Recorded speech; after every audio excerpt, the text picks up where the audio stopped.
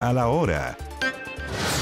Ya estamos de vuelta para contarle que por quinta vez consecutiva el precio de la benzina volvió a subir. El alza registrada es de 16 pesos por litro, cifra menor a la esperada por los expertos. Pero ¿cómo seguirá el precio del combustible en las próximas semanas? Para hablar sobre este tema estamos con Jorge Germán, profesor de la Facultad de Economía y Negocios de la Universidad de Chile. Jorge, ¿cómo están? Muy buenos días. Muy buenos días, muchas gracias por la invitación. Jorge, bueno, acá estamos todos viendo qué pasa con esta alza de las bencinas. Son 5 consecutivas, pero esto se traduce también en 15 semanas que hemos estado viendo cómo sube, alcanzando ya o superando los 1.300 pesos. Y todos se preguntan qué va a pasar con las bencinas y si podría seguir subiendo. ¿Cómo se ve el escenario actual? Mira, esta semana subió el precio de la gasolina alrededor de 15 pesos. Debido al alza del petróleo internacional de la última semana, más el alza del dólar, que llegó a cotizarse en torno a los 940, 950 pesos, ¿cierto?, la semana pasada. Y esa es principalmente la explicación de por qué el precio de la gasolina subió en nuestro país el jueves pasado. El tema está que hacia adelante está bastante volátil el mercado del petróleo y también el dólar. Hay que ver cómo sigue desenvolviéndose ambas variables en las próximas 3 semanas para ver si es que podría gatillarse otra alza o no. Hasta el momento no está tan clara la próxima alza. Hay que ver cómo se mueven estas dos variables en las próximas 3 semanas. Pero lo que sí es efectivo es que el diésel debería subir 15 pesos a mediados de noviembre de este año.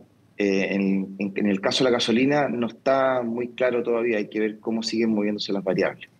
¿Solamente el dólar o también lo que está pasando con el conflicto entre Israel y Hamás? Porque hay también varios analistas que apuntan a lo que puede pasar ahí. ¿Va a afectar el dólar o va a afectar el precio del petróleo también o la producción en la zona también de petróleo? Claro, lo que se observó fue que a comienzos de octubre el precio del petróleo había caído desde los $90 el barril hasta como los $84 el barril que se estaba cotizando, previo a la guerra de Israel. Y cuando se gatilla la guerra de Israel, en las semanas después, el precio del petróleo sube en torno a los $90 el barril que se estuvo cotizando en los últimos días. Hoy día ya ha bajado en torno a los 87, $88 el barril, que claramente es superior a lo que vimos a comienzos de octubre, y eso se ha visto incidido básicamente por la guerra de Israel. Claro, había leído unos reportes también que apuntaban a que también se esperaba que hubiera una reducción en la cantidad de producción de petróleo en los países más productores. ¿Esto se puede prever también en caso de que se realice efectivamente y que esto nos afecte en el precio acá en nuestro país?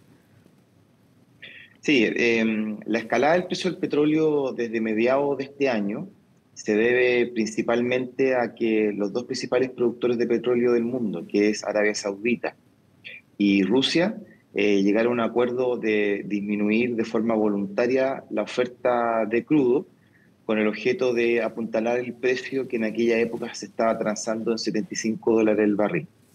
Dicha medida, en un par de meses, desde a mediados de año, julio, hasta finales de septiembre, llevó que el precio saltara desde los $75 el barril hasta los $98 el barril que se cotizó en algún momento del día en septiembre, ¿ya?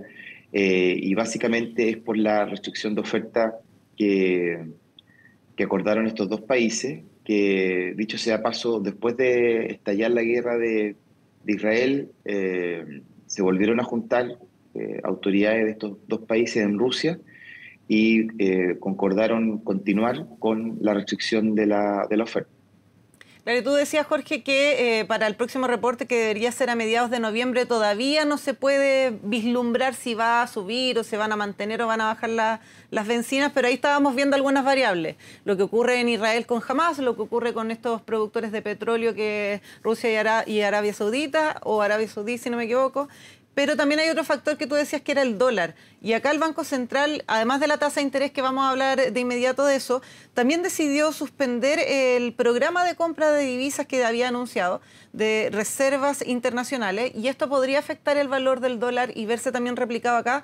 ¿Cómo va a afectar esta decisión también que ha hecho el Consejo? Mira, el Banco Central eh, decidió congelar la compra de dólares, que era del orden de 40 millones de dólares diarios, con el objeto de aumentar las reservas del Banco Central. Y por otro lado, también el Banco Central decidió bajar de forma más moderada la tasa de política monetaria en 50 puntos base. El mercado tenía 75 puntos base, ¿ya? Es decir, la dejó en un 9%. Y ambos hechos, de alguna manera, van a incidir en una baja del dólar en la próxima semana, porque de alguna manera la baja de la tasa política monetaria fue en menor medida, fue más moderada de lo que esperaba el mercado, ¿ya? Y eso de alguna manera es positivo porque el tipo de cambio cuando se estuvo cotizando en torno a los 940, 950 pesos, estaba muy desalineado de acuerdo a sus fundamentales macroeconómicos, ¿ya? Y eso obviamente tenía incidencias futuras sobre la inflación. O sea, ¿tenemos alguna esperanza de que quizás para el próximo reporte del valor de las bencinas esto no siga aumentando? Quizás, ¿podría haber alguna opción? Sí, efectivamente, es noticia en desarrollo, hay que ver cómo se mueve el petróleo y el dólar en las próximas 3 semanas. Lo que sí es efectivo es que en el caso del diésel, este va a subir 15 pesos, ¿ya? Eso sí que es efectivo dado el funcionamiento del MEPCO. 15 pesos vuelve a subir el diésel en 3 semanas más. En el caso de la gasolina 93 y 97, hay que ver cómo se desenvuelve el mercado en las próximas 3 semanas. Jorge, bueno, ya lo tenemos también puesto ahí en pantalla, este anuncio del Banco Central que, como tú lo explicabas muy bien, se reduce la tasa de interés de manera más moderada de lo que se había proyectado. ¿Cómo se traduce eso para nosotros los consumidores, para las personas que quizás están pensando en recurrir a un crédito hipotecario o a un crédito de consumo, por ejemplo?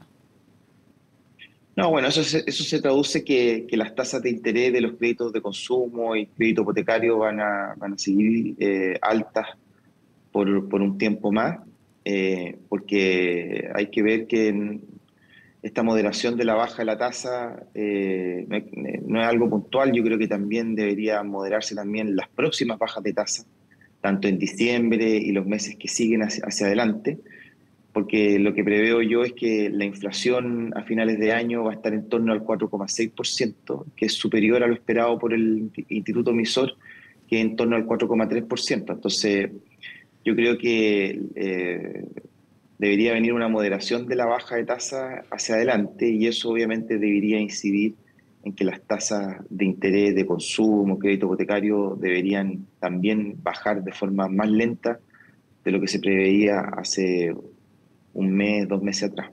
Eso tiene otro tipo de efecto, Jorge, porque claro, si se mantienen altas las tasas, probablemente no mucha gente vaya a tomar un crédito en este momento o vaya postergando quizás la opción de acceder a comprar una vivienda. ¿Tiene otros efectos que ya se puedan ir avisorando hacia el futuro si es que estas tasas no bajan rápidamente o se mantienen altas durante mucho tiempo? Sí, es que la recuperación económica va a ser un poco más lenta de lo que se esperaba, pero es porque la inflación ha estado un poquito al alza por sobre lo que se esperaba por parte del mercado, tanto en septiembre como en octubre. Yo creo que en octubre la inflación va a estar por sobre el 0,5% que está esperando el mercado de variación mensual, ¿ya? Y es porque de alguna manera en el IPC ha estado incidiendo el alza del dólar, el alza de los combustibles y sobre todo el alza de la fruta y verdura que se vio tan golpeada por las lluvias de agosto pasado, ¿ya? Este fin de semana lamentablemente va a volver a haber una lluvia importante en el sur del país, que eso debería golpear a la agricultura, sobre todo los frutales, ya porque estamos en temporada de que ya la fruta ya está en pleno crecimiento y estas lluvias de alguna manera no son muy beneficiosas Claro. para ese proceso. Entonces, Claro, lo que ahí vivimos hace también algunos meses, debería Jorge, claro, que afectó a sembradíos completos y sin duda afectó a la economía y a la economía más cercana a la gente, precisamente la de los alimentos y lo que se compra día a día. Jorge Germán, profesor de la Facultad de Economía y Negocios de la Universidad de Chile, muchas gracias por hablar con nosotros durante esta mañana. Muchas gracias por la invitación. Hasta luego. Buenos días. Ahora